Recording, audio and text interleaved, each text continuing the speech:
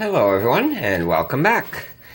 Alright, so we have this challenge lock here that was pinned up and sent to me by Gantry. He's calling it the fifth dimension, and it is his fifth challenge lock here. I picked a couple of them, and yeah, he's making some better and better challenge locks, I gotta tell you. I did mention I was going to try to get this picked for you first time on camera. Well, that did not happen. I had to actually learn this lock.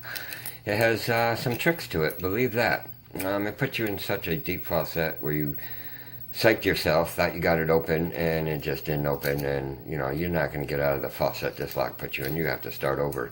Yeah, so just a little while ago, pulled it out again, playing with it.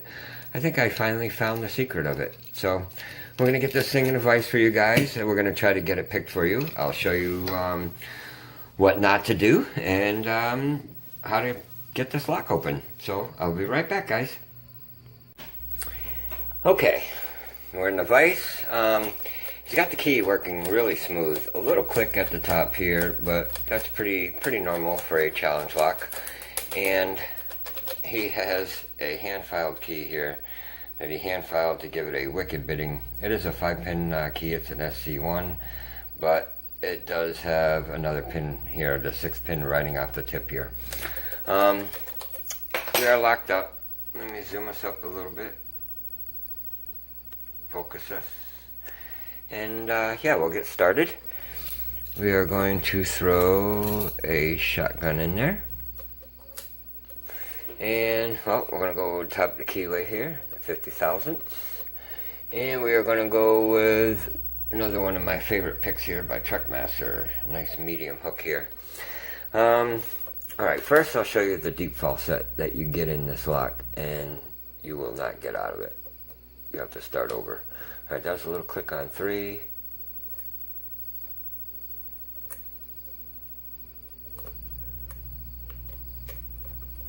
Okay, I think I got a little click on 5. Another little click on 3. We're into a little bit of a faucet here. I believe that was off of 2.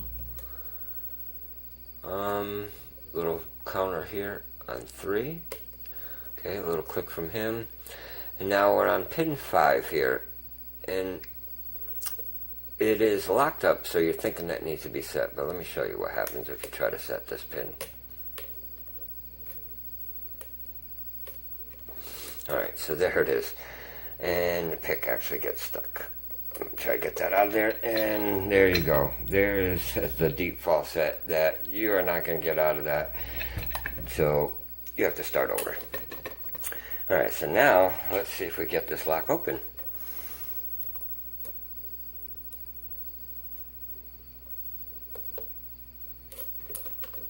Okay.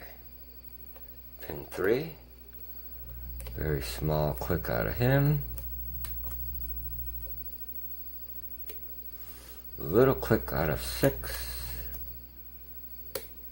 Little click from 3. Okay, we are into that little bit of a faucet now, off of pin 2.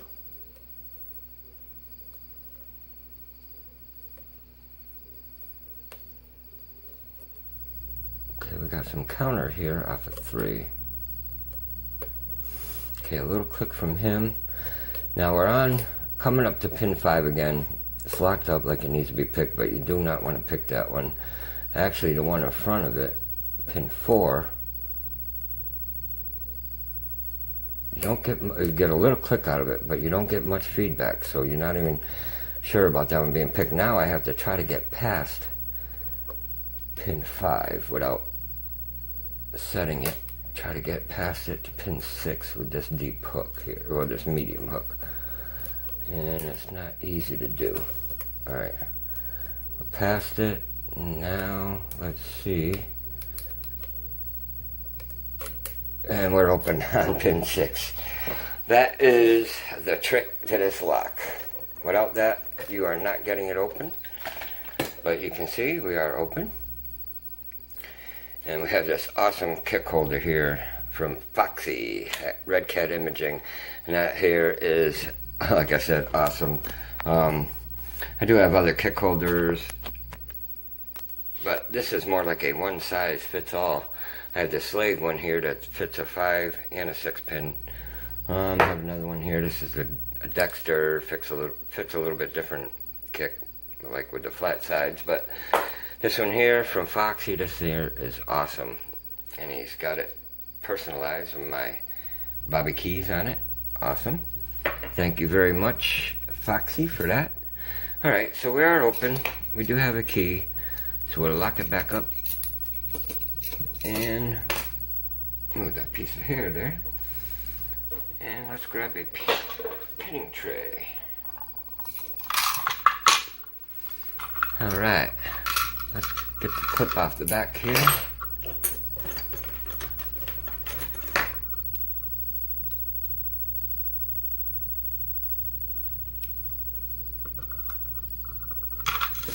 Okay, he did say to use a shim, but I always do. And I have a new one finally out. Alright, we're not going to be able to use this follower. We're going to use a hollow follower here. And here we go. Let's see what we got in this lock. Yes, I knew we had some work done on that core, and you can see he has done some work. All 6 pins are in there. They're all working, and they all needed to be picked. Alright. Dump them out here, and we'll have a peek at them. Okay, we have a standard in 1. Some little fine serrations in the bottom of that one. We have a very deep spool here in 2. Or excuse me, 3. Finely serrated here in 4. Another finely serrated, bunch of serrations there in 5. And a tapered pin in 6. And here in the core, oh, he's got some counter milling in there too. Alright, let me grab this one here. Alright, nothing done in 1. We got some counter milling pretty deep here in 2. Again in 3. Again in 4. And we got some threading here in 5. Awesome. Alright, we're gonna start from the back of this so we don't have to use that hollow follower. Alright, so pin 6. Tapered pin. Tapered pin against tapered pin. And a copper spring. Pin 2, a bunch of serrations to catch all those threadings in the core there. And a steel spring. Okay. So number 4, a really deep spool with some serrations there in the bottom. Another brass spring.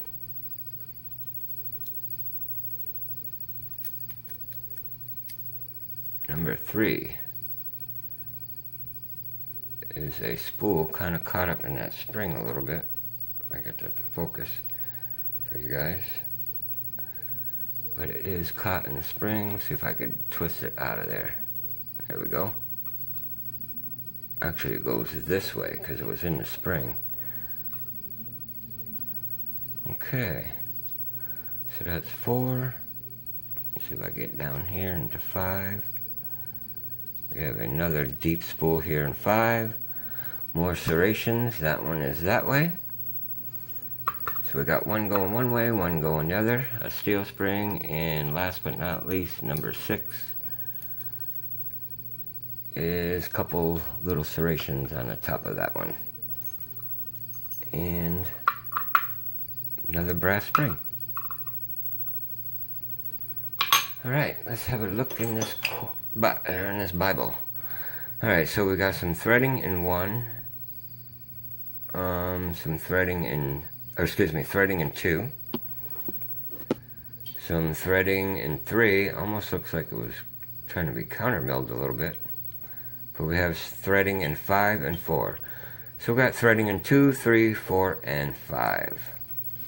Alright, let's have a look at these pins.